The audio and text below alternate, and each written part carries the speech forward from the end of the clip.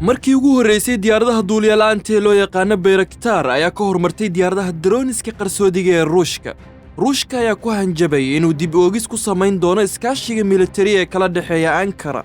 Majalada Voynai Dilo ee Ruushka laga leeyahay taasoo ku takhasustay qiimeynta diyaaradaha droniska ee ugu fiican adduunka ayaa soo saartay maqaal ay ku qiimeynaysa 5 diyaaradood weerar ee ugu fiican.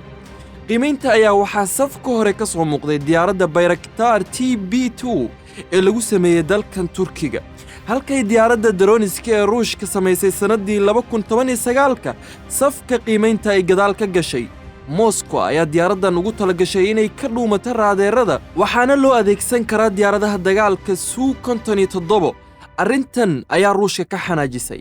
dhanka kale ra'iisul wasaare ku-xigeenka Ruushka Yuri Borisov waxa uu sheegay in haddii Turkigu siiyo Ukraine diyaaradda Bayraktar ay dib oogis ku samayn doonaan iskaashigooda militari ee kala dhaxeeya Ankara.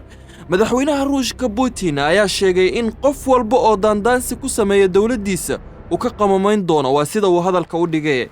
haddii aan eegno dhinaca ay horumarinadii ugu dambeeyay ee lagu sameeyay diyaaradda Turkiga, maamulaha sharikadda Baykar Seljuk Bayraktar ayaa yiri in Mareykanku uu ka saaray Turkiga liiska dawladaha uu ka iibinayo diyaaradda F-35 ay ahayd arrin wanaagsan, maxaa yeelay waxa ay Ankara ku dhiirigelisay in ay laba laabto wax soo saarkeeda gudaha.